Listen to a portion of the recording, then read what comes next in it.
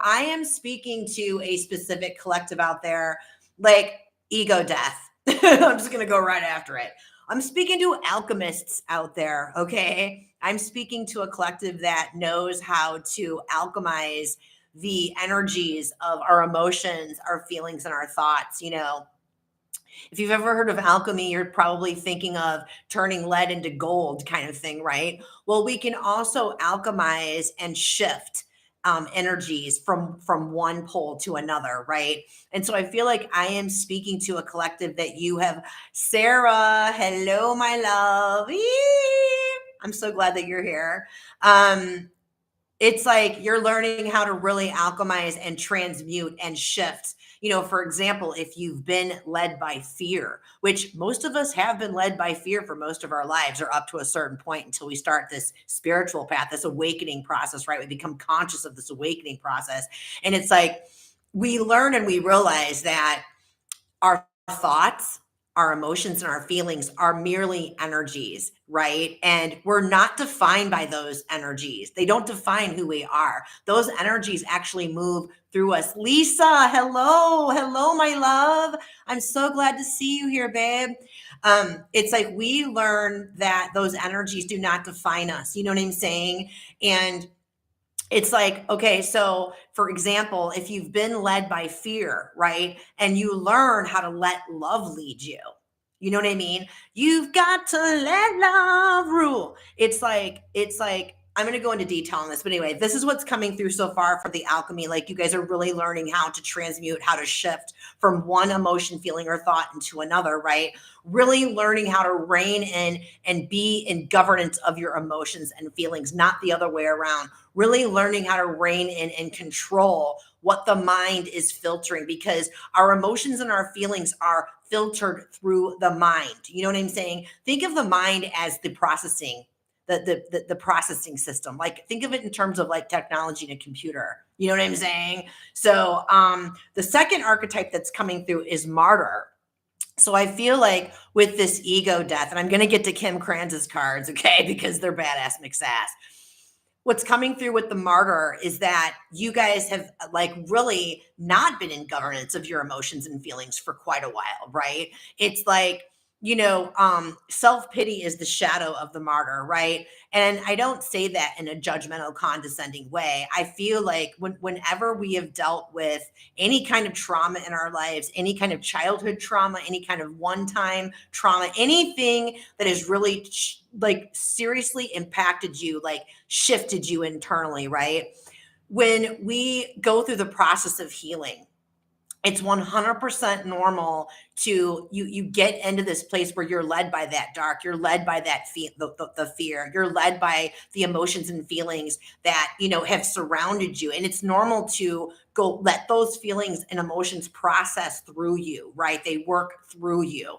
What's not healthy and normal is to stay stuck in those feelings and emotions. And that's really a very classic, typical way that a lot of patients present. I am also a registered nurse. I've worked with mental health for most of my career, plant medicine, and I've gone through this myself. You know what I mean? The whole ego death.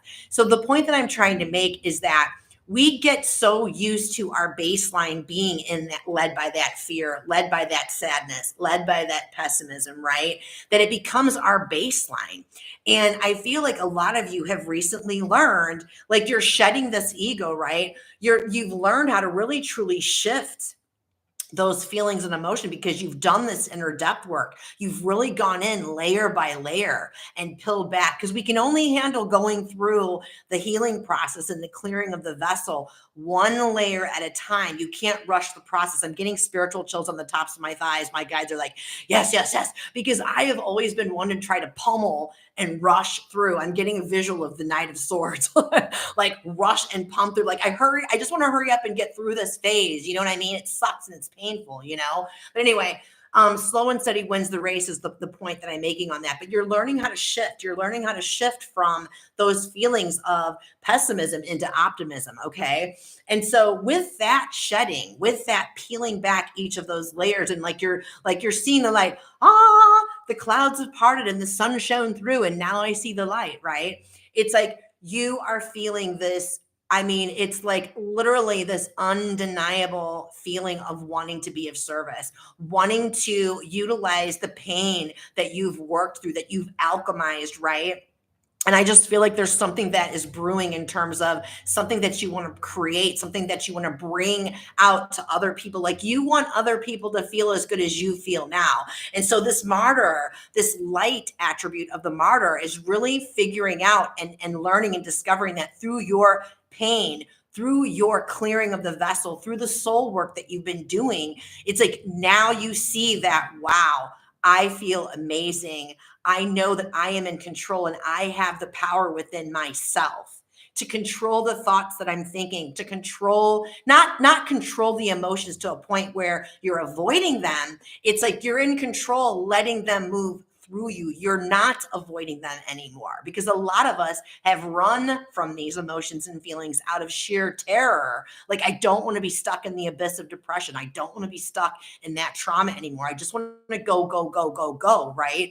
So you're really discovering how to be not only of service to yourself, but you have this strong desire to be of service to other people. So I'm going to go into Kim Kranz's. Ooh, I'm getting chills on that one. I'm going to go into the two cards that came out from Kim Kranz's book. Again, really, really beautiful deck. Okay. Beautiful, beautiful deck. So the King came out. The King. And I'm not talking about Elvis. Okay. I don't know why that just came through. So the King in this particular situation, my loves, it's like giving me emperor energy, divine masculine energy. So we all have divine feminine and masculine energies within us. Okay. And I feel like I'm definitely speaking to a collective where you have been hyper masculine your whole entire life. Now, I could be speaking to a female or a male out there. All right. But it's like, you have really like the emperor, for instance, in the emperor's light, in their desirable ways, like the emperor leads with benevolence. The emperor leads, making decisions and choices that are for the betterment of everyone involved. And it's like when the emperor is wounded within us, especially with you, whether you identify as a female or a male, I don't even want to go there. If you have a wounded masculine within you, or you have a wounded feminine energy within you, usually the masculine energy is what they're supposed to do is provide this inner security, this inner safety, so that the divine feminine within us can actually create and be playful and be fun and be led by the light, right? And so the emperor within us allows the empress within us to do so, right? But when the emperor feels like the empress is in danger and the empress isn't safe, right? The emperor will block us. The emperor will shut us down. The emperor can actually become like, have this really cruel narcissistic tendencies, like the way that we speak to ourselves, the way that we think about ourselves, our belief structures, right? So I definitely feel like, again, when we're talking about ego death, ooh, I'm getting chills on that. It's giving me this semblance of the emperor and the tarot deck, but also the King of Wands, fire energy. It's like, and fire definitely correlates to that ego, right?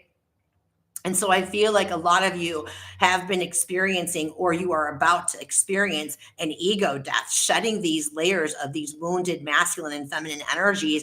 It's like this is a time that we're heading into in 2025, 2026 of the divine feminine rising, right? Because we've shifted over from the Piscean age. We're shifting into the Aquarian age, right? We're going from an unhealthy, undesirable, unhealed, masculine-led world into a feminine-led, mothering, nurturing, creative, playful, right? So, okay, that was really cool. I wanted to just read this really quickly.